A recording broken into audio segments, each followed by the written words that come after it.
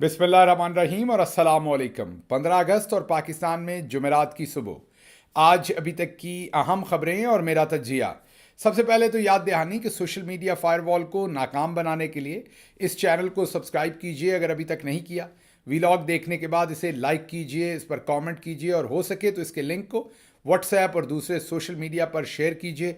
अब आते हैं आज की खबरों की तरफ।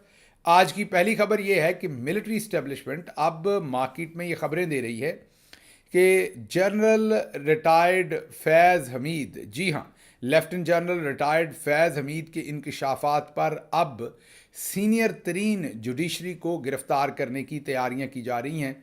ये महज अफवाह साजी भी हो सकती है, लेकिन ये अफवाह साजी भी मिलिट्री इस्टेब्लिशमेंट की तरफ से ही फैलाई जा रही है, क्योंकि ऐसे लोग जो आजकल टाउट का किरदार अदा कर रहे हैं और जब भी कुछ करना होता है या कोई नया काम डालना होता है या नई साजिश करनी होती है तो इन्हीं को इस्तेमाल किया जाता है। माजी में भी हम ये एक ट्रेंड देख चुके हैं। माजी में भी ये एक वतीरा है कि जब भी किसी को गिरफ्तार करना होता है, किसी पर जाली झूठा इकदाम करना होता है, तो पहले पानी की गहराई को चेक करने के लिए, मार्केट की फ़ज़ा को चेक करने के लिए इन टाउट्स को वो ख़बर लीक की जाती है।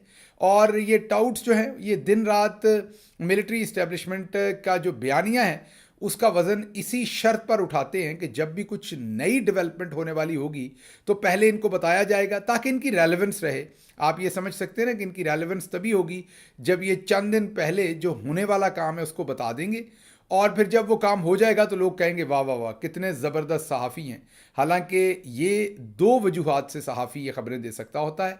एक वजह तो उसका सहाफ़ती इम्पैक्ट होता है, उसके सोर्सेज होते हैं, उसके कनेक्शंस होते हैं और जितने भी जय्यद सहाफ़ी होते हैं वो साल साल की मेहनत से ये ज़ाहिर है अपने इस तरह के सोर्सेज बनाते हैं। लेकिन अब परख कैसे होती है कि ये असली सहाफ़ी की खबर है या नकली सहाफ़ी की खबर है? तो परख ये होती है कि जब एक असली सहाफ़ी जो कोई ऐसी अंदर की खबर निकाल कर लाता है और उसे अपने सोर्स की वजह से देता है तो वो हमेशा खबर देगा और फिर खबर के ऊपर अपना तज्जिया देगा कि वो खबर इखलाकी है या नहीं है। मसलन अगर एक सहाफ़ी के पास अंदर से खबर आए कि मार्शाल्लाह लग रहा है और वो अपने सोर्स से ये खबर दे कि मार्शाल्लाह लगने वाला है, तो वो सहाफ़ी हमेशा खबर देगा और उसके साथ कहेगा कि मार्शाल्लाह लगने की मेरे पास खबर है, लेकिन इससे मुल्क को नुकसान होगा, ये आइन के ख़िलाफ़ है, ये नहीं लगना चाहिए। अब टाउट सहाफ़ी का आपको कैसे पता चलेगा?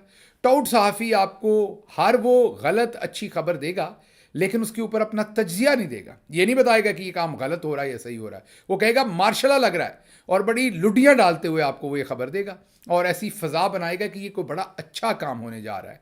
तो ये आपने इस तरीके से आप डिफ्रेंशिएट कर सकते हैं कि ये जो खबर देने वाला है ये टाउट है या असल सहाफ़ी है। तो अब ये जितनी भी खबरें मिलिट्री इस्टेब्लिशमेंट मार्केट में दिलवाती है वो अमूमी तौर पर अपने टाउट्स को इस्तेमाल करती है। 3-4 टाउट हैं आजकल जो ज़्यादा इस्तेमाल हो रहे हैं, या 5 कह लीजिए। उनमें से 2 टाउट्स ने अब ये खबर दी है कि लेफ्टिनेंट जनरल रिटायर्ड फैज़ हमीद के इंकशाफात पर साबिक चीफ जस्टिस साकिब निसार साहब को गिरफ्तार करने की तैयारियां हैं। ना सिर्फ ये, एक दूसरे टाउट से ये कहलवाया गया कि सिर्फ फिर साकिब निसार ही नहीं, मतलब रिटायर्ड चीफ जस्टिस ही नहीं, बल्कि एफबीआर की बिल्डिंग के सामने जो बिल्डिंग है उसमें से आजकल के लोगों को भी गिरफ्तार किया जाएगा। एफबीआर की बिल्डिंग के बिल्कुल सामने सुप्रीम कोर्ट ऑफ पाकिस्तान है और साथ थोड़ा सा हिस्सा जो है वो प्राइम मिनिस्टर सेक्रेटेरिएट का है। अब पता नहीं उनका इशारा सुप्रीम कोर्ट ऑफ पाकिस्तान की तरफ है या शहबाज शरीफ की तरफ है, लेकिन असल में वो सुप्रीम कोर्ट ऑफ पाकिस्तान की तरफ ही वो इशारा है। अब आप सोच रहे होंगे दोबारा से, जैसा कि मैंने आपको कहा कि ये खबर मिलिट्री इस्टेब्लिशमेंट दिलवा रही है, तो आप सोच रहे होंगे फिर उनको इसका फ़ायदा क्या है। एक तो जाहिर है वो इससे फ़ज़ा टेस्ट करेंगे, फ़ज़ा बनाएंगे और ताकि एक जो जो शौक का एलिमेंट है ना, जो एक शौक लगता है, धचका लगता है, उस शौक के एलिमेंट को पहले से मेजर कर लें, रिस्पॉन्स की इंटेंसिटी को पहले से मेजर कर लें और फिर देखें कि कैसा रिस्पॉन्स आएगा, कैसा बिहेवियर होगा, जुडिशरी का क्या बिहेवियर होगा, अवाम का क्या होगा। मीडिया में भी इस टॉपिक को थोड़ा सा डाइल्यूट करने के लिए पहले से एक शोशा छोड़ दिया जाता है। अब मेरे ख्याल से वही छोड़ा गया। एक इसका ये पहलू है। दूसरा, मैं आपको बता चुका हूँ कि टाउट सहाफ़ियों की खिदमात और आपका तमाम गंदा काम वो इसी शर्त पर उठाते हैं کہ خبر پہلے ہمیں دیں گے آپ، ہم اس خبر کو بریک کریں گے، اس کے بعد آپ نے جو کرنا ہے کریں. کیونکہ آپ دیکھیں تو یہ دونوں ٹاؤٹ صحافیوں کے جو آپ ٹویٹس یا اس خبر کو بریک کرنے کا انداز ہے، اس میں وہ یہ نہیں کہہ رہے کہ ایک سابق چیف جسٹس کو گرفتار کرنا جو ہے وہ صحیح ہے، غلط ہے، ثبوت ہونے چاہیے، نہیں ہونے چاہیے. اس کے اوپر وہ کوئی تبصرہ نہیں دے رہے، کوئی اخلاقی سائڈ اس کی ایکسپلین نہیں کر رہے، بس لڈیاں ڈالتے ہوئے یہ خبر دے رہے ہیں. تو اس سے آپ سمجھ سکتے ہیں کہ یہ ملٹری اسٹیبلشمنٹ خود یہ خبر لگوا رہی ہے. اس کا مطلب یہ ہے کہ اب لیفٹنٹ جنرل فیض حمید صاحب کو جو گرفتار کیا گیا تھا، یہ میرا تجزیہ ہی ہے، ظاہر ہے اب اگر ان کے خلاف کوئی ثبوت آتے ہیں کرپشن کے تو ظاہر ہے ہم بھی انہیں ڈیفینڈ نہیں کریں گے، ہم بھی ان کے خلاف بولیں گے، ہم بھی کہیں گے کہ ان کو ضرور سزا ملنی چاہیے اور ان کے ساتھ جو شامل ہے اس کو بھی ملنی چاہیے. لیکن میں نے آپ کو تجزیہ دیا تھا کہ اس ٹائم ان کی جو گرفتاری ہے وہ بنیادی طور پر کسی کرپشن کی وجہ سے نہیں ہے، وہ انہی کاموں سے ہے کہ بیانیے کو کنٹرول کرنا ہے. اب بیانیہ دو طرح سے کنٹرول نہیں ہو رہا ان سے، ایک تو پبلک کنٹرول نہیں ہو رہی، سوشل میڈیا کنٹرول نہیں ہو رہا، اوورسیز پاکستانی کنٹرول نہیں ہو رہے. ایک سائڈ تو یہ ہے ساری مصیبت کی، اور دوسری سائڈ جو ہے وہ ججز ہیں، جوڈیشری ہے کہ ججز انڈیپینڈنٹ فیصلے دے رہے ہیں. اسلام آباد ہائی کورٹ کے ججز کھڑے ہو گئے، سپریم کورٹ کے کھڑے ہو گئے. تو اب لیفٹنٹ جنرل ریٹائرڈ فیض حمید کو پکڑا گیا کہ تھوڑا سا لوگ اور زیادہ ڈر جائیں تو یہ دونوں طرف کے جو بیانی ہے اس کے اوپر اثر ہو. اور اب اگر آنے والے دنوں کے اندر ثاقب نثار صاحب کو بھی اس میں امپلیکیٹ کیا جاتا ہے، جو کہ کیا جا سکتا ہے، کوئی جھوٹا بیانیہ ہی بنانا ہے نا، جھوٹا کوئی کیس ہی بنانا ہے، اور سٹنگ ججز کو کسی کو کیا جاتا ہے، تو پھر آپ کو یہ تناظر کھل کر سامنے آ جائے گا کہ ملٹری اسٹیبلشمنٹ اس ٹائم ان ساری آوازوں کو دبانا چاہتی ہے اور ڈبل ڈاؤن کرنا چاہتی ہے اپنی موجودہ پوزیشن پر، جس میں دبا کر اور پریشر دے کر اپنا تمام کا تمام یہ کام کروانا ہے.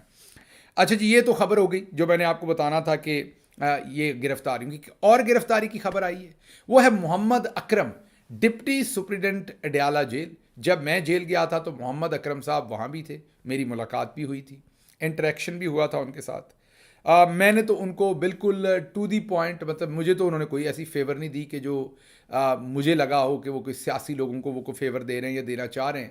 مجھے تو وہ ایک ایمانداری سے کام کرنے والا شخص لگا. ہاں یہ میں نے ضرور دیکھا تھا کہ قاعدے قانون کے مطابق کام کرنا چاہتا ہوتا تھا. لائک اگر میری ملاقات کا وقت بھی ختم ہو جاتا تھا تو آ کر مجھے کہتا تھا کہ جی وقت ختم ہو گیا، اب آپ واپس چلے جائیے. تو میں نے نہیں دیکھا کہ وہ قاعدے قانون کو توڑنے والا بندہ ہو. اور ظاہر ہے عمران خان صاحب کے وقت پر بھی اس نے کام کیا.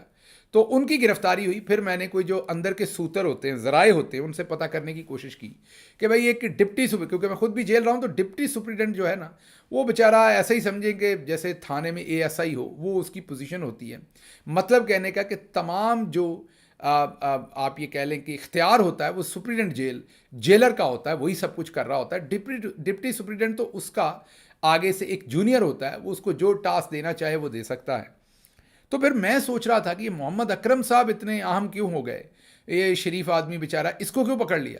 تو پھر جب میں نے اپنے اندرونی ذرائع سے پتہ کیا تو انہوں نے کہا کہ محمد اکرم صاحب کے پاس ایک خاص کام تھا جس کے لیے ہو سکتا ہے کسی نے ان پر پریشر ڈالا اور انہوں نے نہ مانا ہو، کیونکہ وہ اپنا کیریئر والے ایک نوکری کرنے والے بندے تھے. اپنی نوکری بچائی ہوگی، اپنی ریپوٹیشن بچائی ہوگی، اپنی شرافت بچائی ہوگی.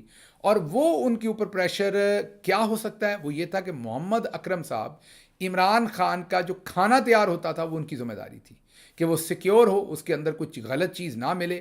اور مجھے اندر کے ذرائع یہ بھی بتا رہے ہیں کہ محمد اکرم کو بہت دفعہ کہا گیا، یہ مجھے ذرائع بتا رہے ہیں، ظاہر ہے یہ جو میں نے ایک آدھ دن میں تفتیش کی اپنی، کیونکہ اس جیل میں رہا ہوں، جس سے بھی میں رابطہ کر سکا، پوچھ سکا، تو پتہ چلا کہ محمد اکرم نے ایجنسیز کو ریفیوز کر دیا تھا کہ وہ ان کو اس جگہ نہیں گھسنے دیں گے، اس کمرے میں جہاں پر عمران خان کا کھانا تیار ہوتا تھا.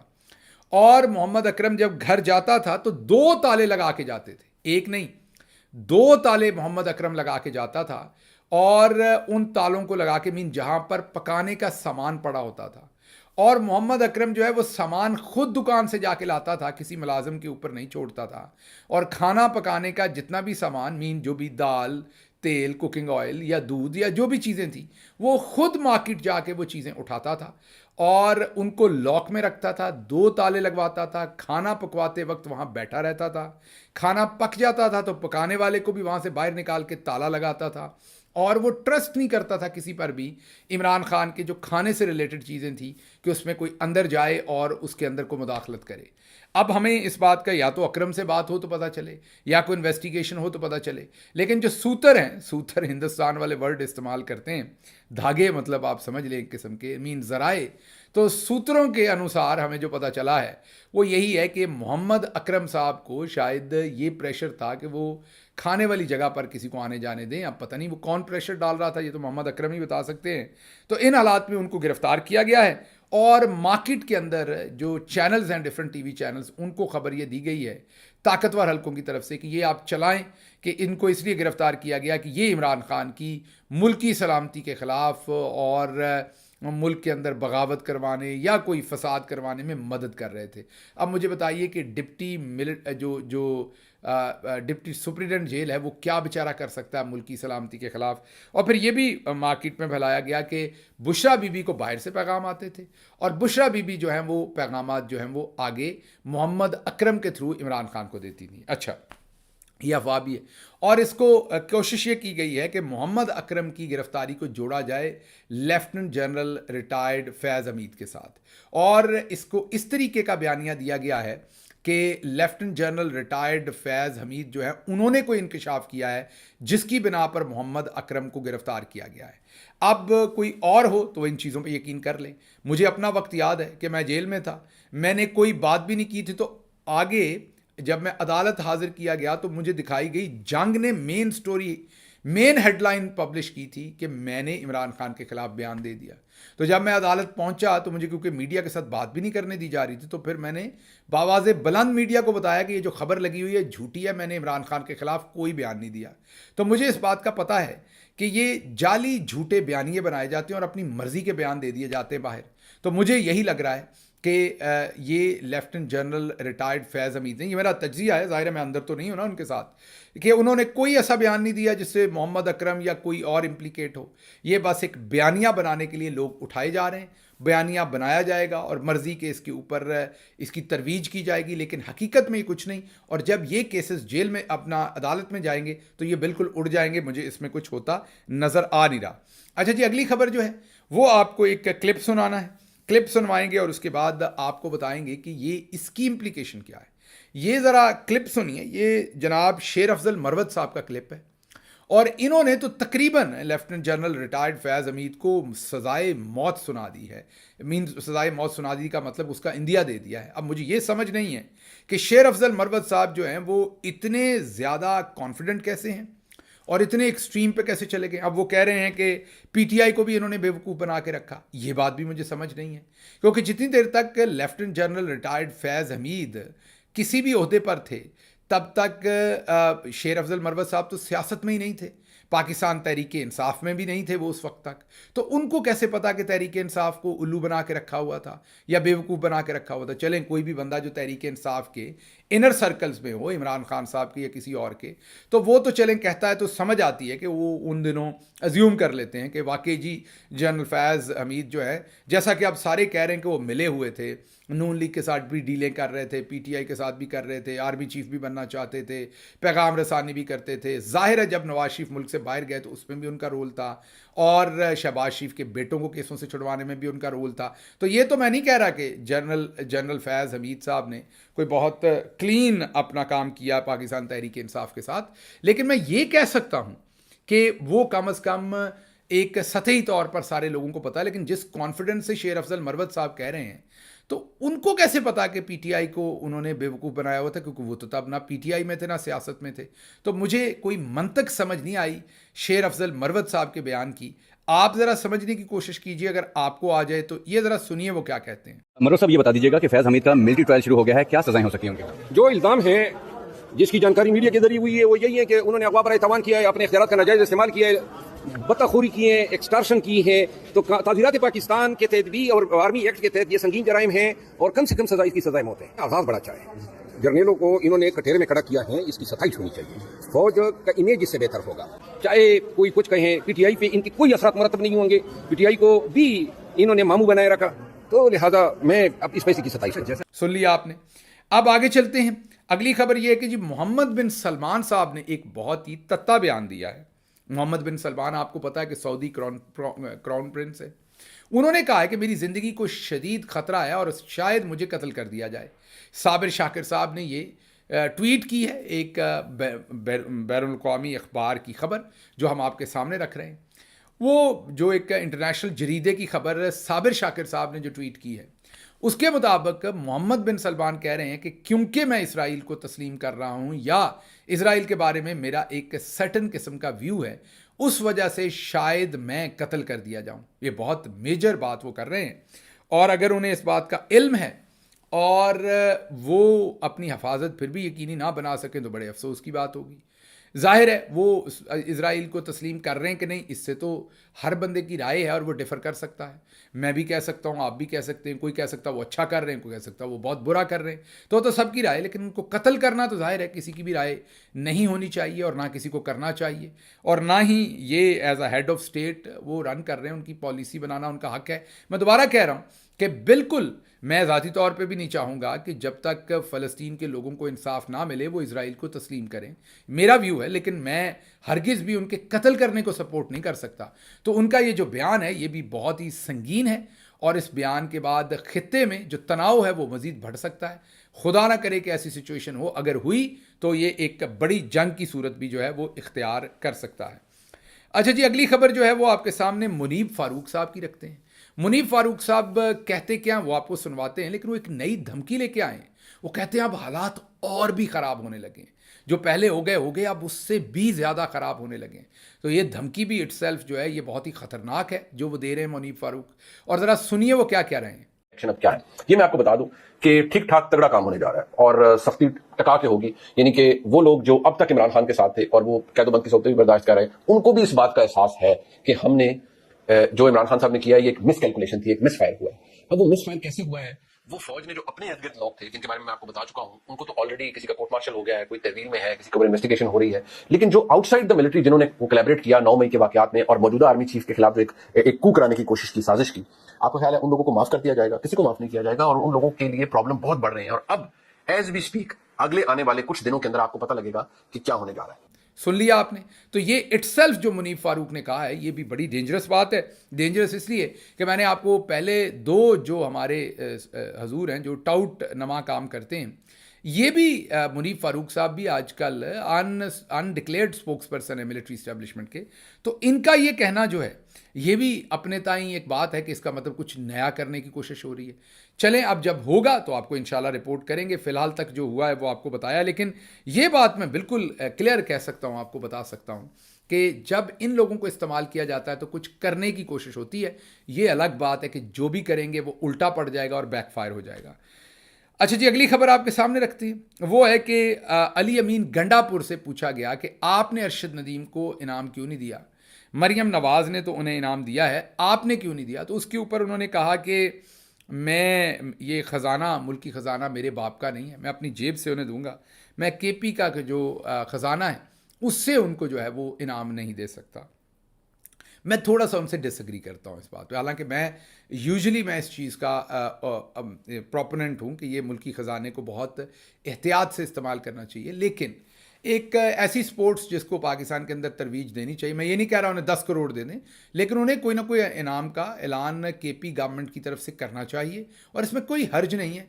जहाँ केपी के अंदर भी ज़ाहिर है बहुत सारे ब्यूरोक्रेट अपना अपना चूहा लगा रहे होंगे और बहुत सारी गाड़ियाँ मिसयूज़ हो रही होंगी। ज़ाहिर है सीएम बेचारा हर जगह तो नहीं होता, तो वहाँ अगर अरशद नदीम को कुछ पैसे मिल जाएंगे तो वो कोई गलत नहीं होगा। हाँ, मरियम नवाज़ साहब जितनी ख़तीर रकम जो है वो ऐलान करके अपने लिए गुडविल ना ख़रीदें, लेकिन कुछ ना कुछ केपी गवर्नमेंट की तरफ से ऐलान किया जा सकता है, इसमें कोई हर्ज नहीं है। ये मेरा एक पर्सनल ओपिनियन है, मैं यही कह सकता हूँ।